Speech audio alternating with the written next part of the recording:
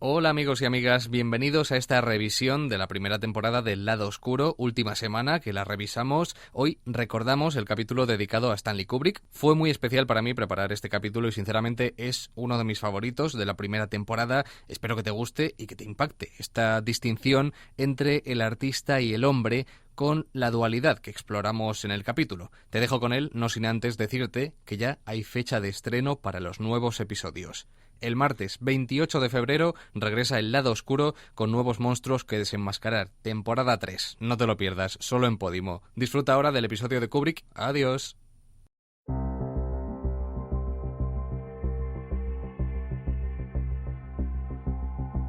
¿Qué dirías si te cuento que algunos de los hombres que más admiras fueron en realidad unos monstruos?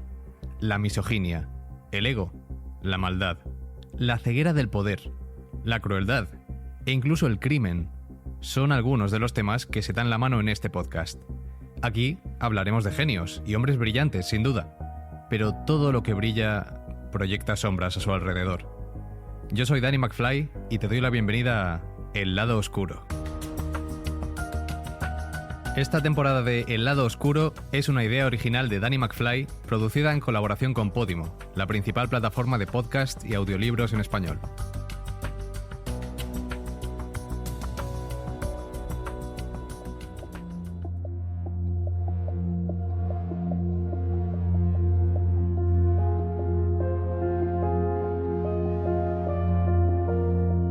Hoy hablamos de un genio del cine, Stanley Kubrick. A lo largo de sus películas ha demostrado ser un virtuoso de la cámara, un maestro de la narrativa y una persona obsesionada con la simetría y la estética en sus planos. Pero esta obsesión y esta constante búsqueda de la perfección también le pasaron factura fuera de las cámaras. Misterioso, excéntrico, megalómano, controlador, subversivo, tirano, misántropo, loco. Son muchos los adjetivos que se han dedicado a Stanley Kubrick, pero hay uno que destaca por encima de todos: genio. No hay duda de que fue una de esas personas que contribuyeron enormemente a la concepción del cine como arte y sus películas sin duda tenían un sello único. Kirk Douglas dijo de él: Kubrick era un hijo de puta, pero tenía talento. Antes de iniciar su carrera en el cine como director fue fotógrafo para la revista Look, lo cual puede explicar su indudable manejo de la cámara, los encuadres y los distintos movimientos de cámara. Hablaba un lenguaje audiovisual y eso es innegable. El problema: quizá le interesaran más las máquinas que las personas. A pesar de ser enormemente recordado y reverenciado por su larga carrera, tampoco dejó muchas películas en su legado, si hablamos en términos absolutos. Solo dirigió 13, aunque es cierto que son icónicas y de géneros muy diversos. Pero no estamos aquí para hablar de su cine o de su influencia, porque eso lo conocemos todos. Lo que aquí te cuento es su lado oscuro. Cómo este hombre, considerado un genio, fue capaz de provocarle a Shelley Duvall ataques de pánico y una posterior depresión, cómo abusó de su poder menospreciando a su equipo, o cómo su perfeccionismo extremo provocó una animadversión por parte de sus compañeros de profesión hasta el punto que muchos se negaron a volver a trabajar con él. No dudó en llevar a todos ellos al límite, quebrando a muchos por el camino. Su estilo de rodaje obsesivo provocó daños físicos y mentales a muchas de sus estrellas y se dice que incluso provocó el divorcio entre Tom Cruise y Nicole Kidman. Pero para comprender todo este mundo de sombras, comencemos por el principio. Desde joven mostró mucho interés por el ajedrez, lo que quizá ayudó a fraguar esa personalidad fría y calculadora. Su comodidad detrás de la cámara hizo que descuidase el trato humano hasta tal punto que durante toda su vida prefirió comunicarse con notas escritas a mano que enfrentarse cara a cara con sus interlocutores. Tras rodar algunas películas menores en sus comienzos, llamó la atención de Hollywood. El actor Kirk Douglas descubrió su talento tras ver una de las primeras películas que dirigió, Atraco Perfecto, y quedó tan impresionado por la destreza de ese director que inmediatamente quiso conocerlo y concertó una reunión con él. En su libro Yo soy Espartaco recoge la primera impresión que le provocó. Cito: «Lo que más recuerdo de Kubrick eran sus ojos. Parecían los de un perro Basset Hound, con esas bolsas grandes y tristes. Lo que no comprendí en esa primera reunión fue que su aspecto somnoliento albergaba a un hombre que siempre estaba muy despierto, siempre pensando».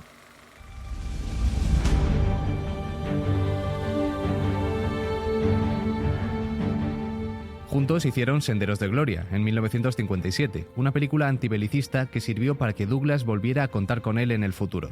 Marlon Brando quedó impresionado con Senderos de Gloria y quiso contar con Stanley Kubrick para que dirigiera El rostro impenetrable, un western protagonizado por él. Si no te suena esta película entre la filmografía de Kubrick es porque efectivamente nunca llegó a dirigirla. Numerosos problemas en el rodaje forzaron su salida del proyecto. Quizá juntar al director más perfeccionista y controlador con el actor más impredecible y narcisista no fue una buena idea. Una pelea entre los dos era sencillamente inevitable. Kubrick planificaba cada aspecto de una película con un nivel de precisión que volvería loca a la mayoría de la gente. Por otra parte, Brando era considerablemente más relajado. Su estilo de actuación de improvisación le llevaba a descuidar la preparación para permitir actuaciones naturalistas. El choque era inminente, y 2 semanas antes de comenzar a rodar y después de una preproducción tensísima, Kubrick se marchó. Las versiones difieren sobre qué ocurrió exactamente, pero lo cierto es que jamás volvió a tener relación con Marlon Brando, que acabó dirigiendo la película. Su primera y única incursión en el mundo de la dirección, por cierto. Tras esto, llegó la gran oportunidad de Kubrick para ser conocido en Hollywood, Espartaco, una megaproducción, protagonizada por Kirk Douglas, que también era el productor de la película. Kubrick era un director novel en una producción enorme, y tenía muchas cosas que demostrar ante un equipo que no creía en él. A esto hay que añadir que chocaba constantemente con Douglas, dueño del proyecto. Las tensiones entre los dos eran prácticamente diarias. Lo primero que hizo como director en Espartaco fue despedir a la actriz protagonista, una joven ilusionada de 27 años que interpretaría su primer papel, Sabine Bethman. Con una falta de empatía asombrosa, la despidió basándose únicamente en el trabajo que la joven actriz había hecho durante 2 días de rodaje. Para Kirk Douglas, trabajar con alguien tan perfeccionista y obstinado como Kubrick fue un suplicio. Costaba que diera su brazo a torcer, incluso en el más mínimo detalle. Kubrick y Douglas tenían frecuentes enfrentamientos sobre muchas elecciones artísticas. Los desacuerdos empeoraron tanto que, según los informes, ambos hombres terminaron yendo juntos a terapia. Un dato curioso que revela el perfeccionismo de Kubrick es que quiso encargarse incluso de la fotografía de la película. El director de fotografía, Russell Metty, abandonó el set quejándose de que Kubrick no le dejaba hacer su trabajo. Metty, de 53 años, tenía una larga carrera a sus espaldas y estaba acostumbrado a que los directores le permitieran tomar sus propias decisiones con poca supervisión. Kubrick, a pesar de su juventud, era un fotógrafo profesional que había filmado él mismo algunas de sus películas anteriores. Lo cierto es que Kubrick hizo la mayor parte del trabajo de fotografía de la película, pero el Oscar que ganaron se lo llevó Metty. En la película, la escena más recordada es en la que un general romano se dirige a un gran grupo de esclavos encadenados y a la espera de ser crucificados. Entonces, el general anuncia que aquel que entregue a Espartaco, vivo o muerto, ganará el perdón. En ese momento, cuando Espartaco se pone en pie para sacrificarse y salvar a sus compañeros, se le adelantan sus amigos. Uno tras otro, centenares de ellos se ponen de pie y, llevados por la lealtad, gritan «Yo soy Espartaco». Una escena tremenda que estuvo a punto de no rodarse nunca por decisión de Stanley Kubrick, diciendo que era una idea estúpida. Kirk Douglas se encaró con él y, tras una acalorada discusión delante de todos y llena de tensión, se decidió rodarla. La película fue un éxito total y ganó 4 Oscars, pero a pesar de eso y de ser considerada una de las mejores películas de cine épico histórico, Kubrick siempre la repudió. Él no la incluía como parte de su canon porque no tuvo el control total sobre la filmación, un error que jamás volvió a cometer. Después de la producción, Douglas afirmó que no volvería a colaborar con Kubrick, y vaya si cumplió su palabra.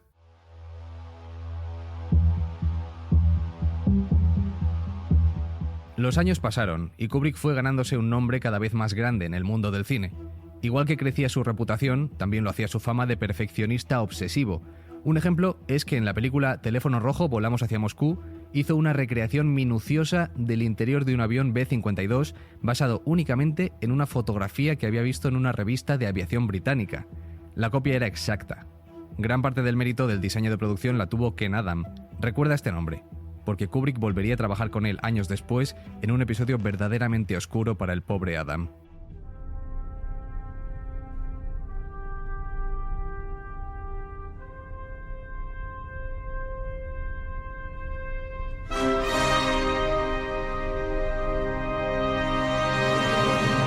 «2001, una odisea del espacio» es uno de esos títulos imborrables en la historia del cine. Esta banda sonora ya es icónica e incluye piezas atemporales de Richard Strauss, como El Danubio Azul o Así habló Zaratustra. Lo curioso realmente aquí es lo que ocurrió entre Stanley Kubrick y el compositor de la banda sonora. Un momento, estarás pensando, ¿cómo que compositor? Si se utilizaron piezas ya creadas. Eso lo sabes tú y lo sé yo, pero el pobre Alex North, el músico contratado, no se enteró hasta que se sentó en la sala de cine y vio que ninguno de los temas que había creado y en los que trabajó durante meses se utilizaron en la película. Un desplante hecho por Kubrick y que le sentó como un tiro. Esto ocurrió porque para orientarle, Kubrick puso música ya existente, para guiarle y que le sirviera de referencia. Esto es muy habitual. Estos temas temporales o temp tracks es para que el compositor se haga una idea del tono que el director quiere para cada escena. El problema es que estos temp tracks eran estas piezas clásicas que todos ya conocemos y que a Kubrick le gustaron mucho más que lo que North podía ofrecerle. En cuanto al compositor, North, pues recicló parte de las piezas que había creado para las siguientes películas en las que trabajó. Eso sí, ninguna de Kubrick porque no volvieron a trabajar juntos. No se tomó demasiado bien ese desplante. En general, se mostraba impaciente con sus colaboradores. Se fue ganando una fama de frío y distante que hacía que surgieran habladurías sobre él, rumores y leyendas urbanas. La más famosa, la que defiende que el alunizaje de 1969 nunca fue real, sino que fue una película dirigida por el propio Kubrick.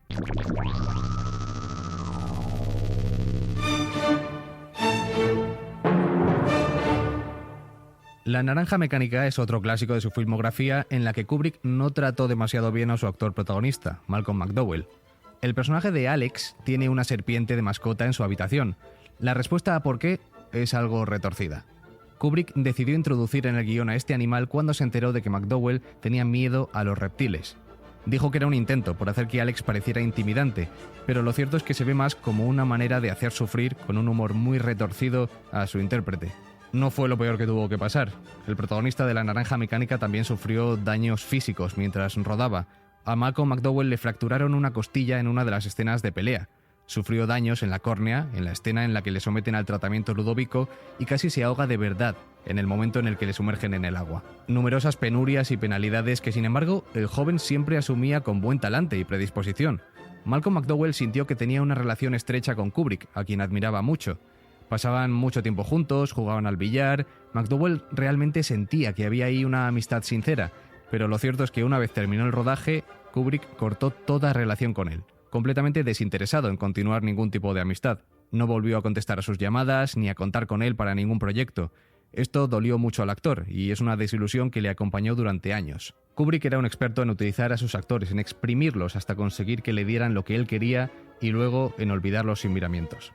La primera versión del montaje de La Naranja Mecánica llegó a las 4 horas.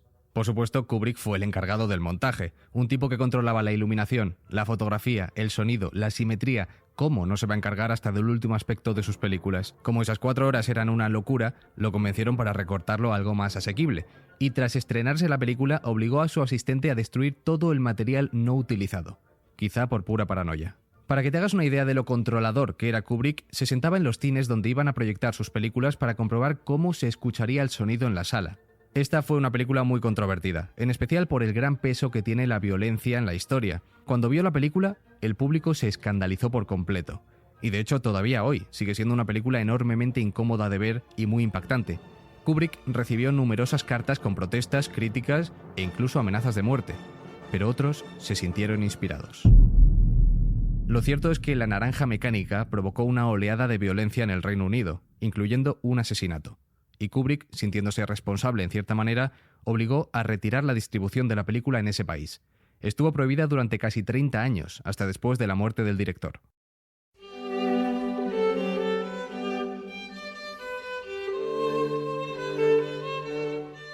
Durante el rodaje de Barry Lyndon en 1975, el ego y la soberbia de Kubrick eran ya incontrolables. Tenía a todo el equipo temblando con solo verle acercarse, ya que eran muy habituales las repeticiones de tomas más de 100 veces cuando la segunda toma era perfecta.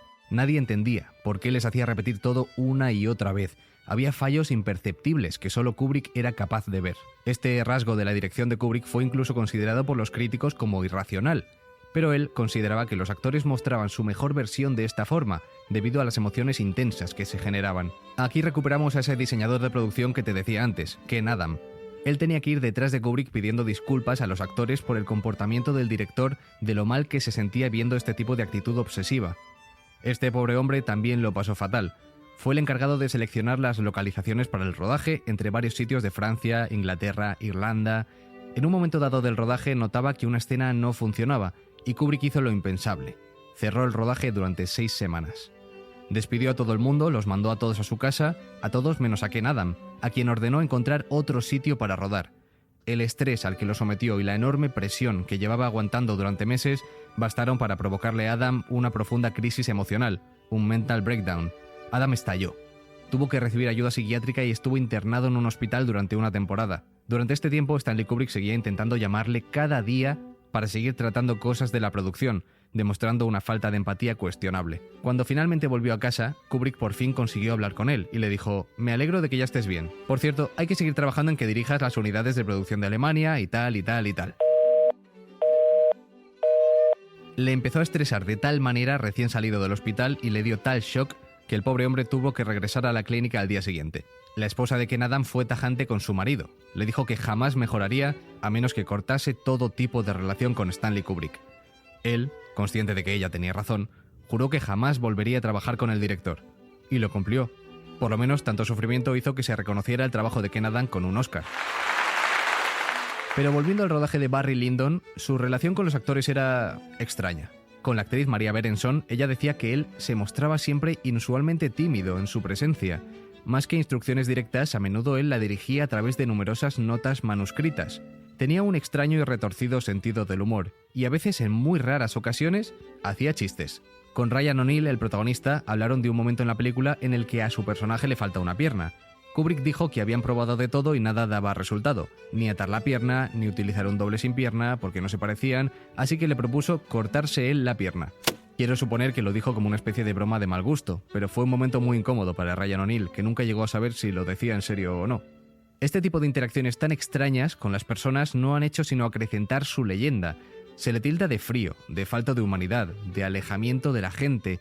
Otros dicen que no era tanto misantropía como irreverencia. Durante su infancia la psicología no estaba tan desarrollada, pero algunos expertos han especulado que Kubrick pudo haber padecido el síndrome de Asperger o alguna condición similar dentro del espectro autista.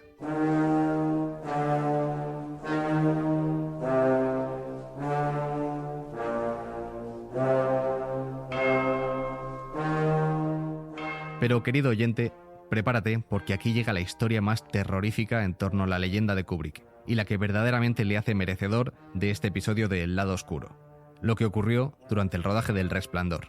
Para empezar, adaptó la novela de Stephen King aportando muchos y numerosos cambios.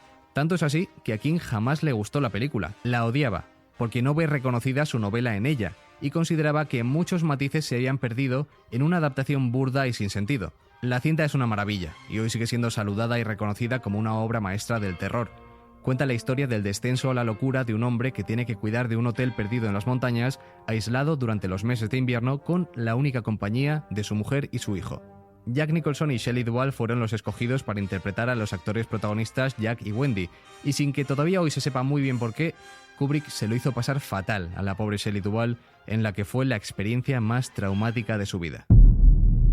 En numerosas entrevistas ella recuerda que la presionaron como nunca antes. Su estado anímico era delicado cuando llegó al rodaje. Ella estaba en Los Ángeles saliendo con el músico Paul Simon, el de Simon y Garfunkel, y él rompió con ella en el aeropuerto el mismo día que ella se dirigía a Londres para rodar El Resplandor. Se pasó las 12 horas del vuelo llorando, pero eso no era nada comparado con lo que le esperaba. Kubrick la aisló del resto del equipo. Les dijo a todos que no simpatizaran con ella. Quería generar en ella un ambiente de angustia, inseguridad y temor. Lo consiguió. La desesperación y vulnerabilidad que transmite en la película son desgarradoras. Día tras día, el personaje de Jack Nicholson tenía que estar loco y enfadado con ella todo el tiempo. Ella, en su personaje, tenía que llorar 12 horas al día, cada día, durante meses. El rodaje se alargó más de lo esperado y superó el año. Ella se levantaba por la mañana y solo de pensar en el día de rodaje que le esperaba, comenzaba a llorar en su habitación. Su situación de por sí era vulnerable, ya que le tocó trabajar en un papel con una carga emocional enorme, en completa soledad, y en un país que no era el suyo, sin nadie en quien apoyarse y sin recibir suficiente apoyo.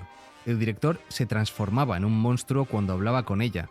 El propio Jack Nicholson llegó a decir que Kubrick era una persona diferente cuando se dirigía a Shelley Duvall. Le pegaba broncas monumentales delante de todo el equipo, humillándola y diciéndole que estaba haciendo perder el tiempo a todo el mundo o que no sabía hacer su trabajo. Le daba un trato vejatorio y completamente inhumano. ¿Recuerdas la escena en la que Wendy se defiende con un bate de béisbol de su marido, que ha perdido la cabeza? Pues tuvieron que filmar esa secuencia 127 veces. Debido a su estado nervioso, sus lágrimas de desesperación y de miedo eran reales. Tras tantas tomas, llegó a olvidar que estaba actuando. Shelley Duvall lo llegó a pasar tan mal que se le caía el pelo de puro estrés. Hay imágenes del making of en las que se ve cómo los mechones se desprenden de su cabeza. Había momentos en los que su papel era no hacer otra cosa que estar asustada, y vivía en un estado de histeria permanente. No solo eso, sino que un día incluso tuvo una crisis nerviosa y sufrió un ataque de pánico en pleno set. Había días en los que las jornadas de rodaje duraban 15 o 16 horas. Esos métodos opresivos eran absolutamente inhumanos, y nadie comprendía por qué ese odio tan concreto de Kubrick hacia Shelley Duvall. Cuando terminó, entró en una depresión que le acompañaría durante años.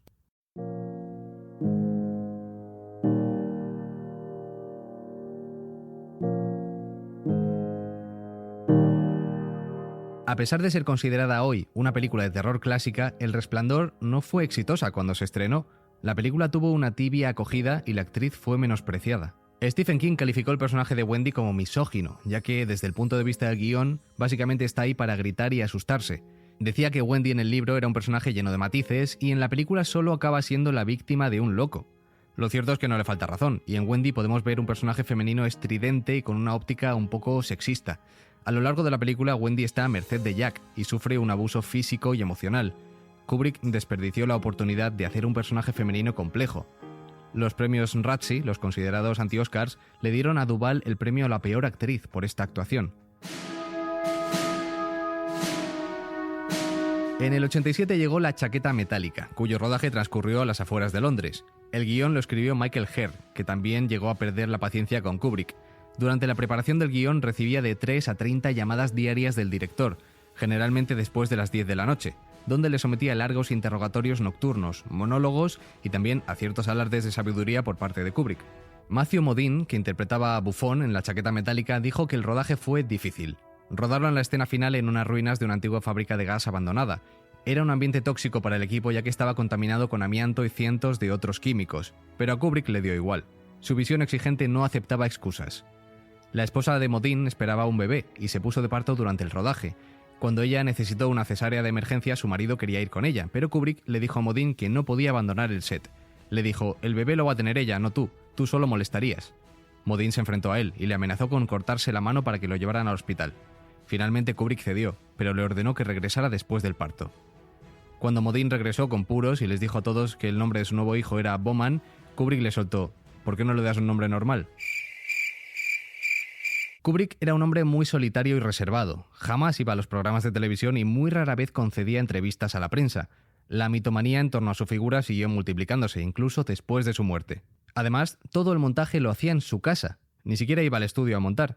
También la labor de casting la hacía en su domicilio. Seleccionaba a los actores a través de cintas que veía. Lo controlaba todo desde ahí.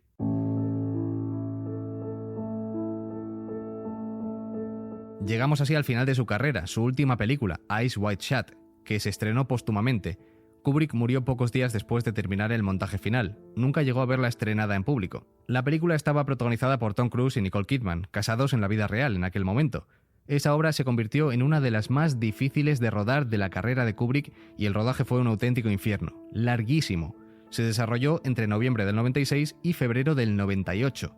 Y además de convertirse en uno de los rodajes que se recuerdan como más largos, tiene el récord de más días consecutivos filmando, 400 días sin parar. Normalmente estos retrasos se deben a algún tipo de problema, accidente o dificultad. Nada de esto ocurrió aquí. El problema era el propio Stanley Kubrick, un hombre perfeccionista y obseso que llegó a grabar 97 tomas de Tom Cruise pasando por una puerta para que quedara como tuviera que quedar. Este perfeccionismo característico de Kubrick provocó repetidas tomas, reescrituras minuciosas y finalmente la baja moral entre los miembros del equipo debido al agotamiento a medida que las semanas se prolongaban hasta convertirse en meses y años. El guionista de Eyes Wide Shut, Frederick Raphael, hablaba de Stanley el tirano, Stanley el obseso, perfeccionista, Stanley el hombre de hielo, Stanley el hermético, Stanley el que solo piensa en sí mismo. Contaba que el trabajo con Kubrick era agónico e insoportable, sometido a constantes revisiones. Entregaba un libreto, se lo devolvía. Entregaba otro, le exigía cambios. Entregaba una nueva versión y cambiaba de opinión, obligándole a volver al paso anterior. Le hacía escribir y reescribir hasta el agotamiento absoluto. Acabó diciendo que ya no sabía ni quién era, que no era capaz de reconocerse ni de saber qué estaba haciendo bien y qué estaba haciendo mal, que su grado de agotamiento era extremo y llegó a dudar incluso de sí mismo como profesional. Se cree que tal perfeccionismo provocó que la relación entre Tom Cruise y Nicole Kidman se deteriorase más de lo que supuestamente ya estaba. Se divorciaron 2 años después. Lo curioso es que fue el propio matrimonio el que se ofreció para protagonizar la película. El legado de Kubrick nos demuestra que sabía dirigir películas mucho mejor de lo que se le daba a relacionarse con otros seres humanos. Un tipo obsesivo, misterioso y extraño que no solo marcó a millones de espectadores con su obra, sino que marcó e incluso quebró a muchos colaboradores con sus exigencias y su actitud. Quizá a partir de ahora veas su cine de otro modo. Y con esto llegamos al final de este episodio, uno en el que hemos explorado el lado oscuro de uno de los directores más influyentes de la historia del cine. Espero que hayas disfrutado de este capítulo y no te olvides de darle a seguir a este podcast y de seguirme en redes para sugerirme de qué leyenda o celebridad te gustaría conocer su lado oscuro. Yo soy Danny McFly y nos vemos en el próximo programa. Este podcast ha sido grabado en los estudios de Podimo en Madrid como parte de su Talent Hub. Guión, Daniel Gallego. Jefe técnico, Edu de Frutos. Dirección de fotografía, Quique Kausek. Hasta pronto.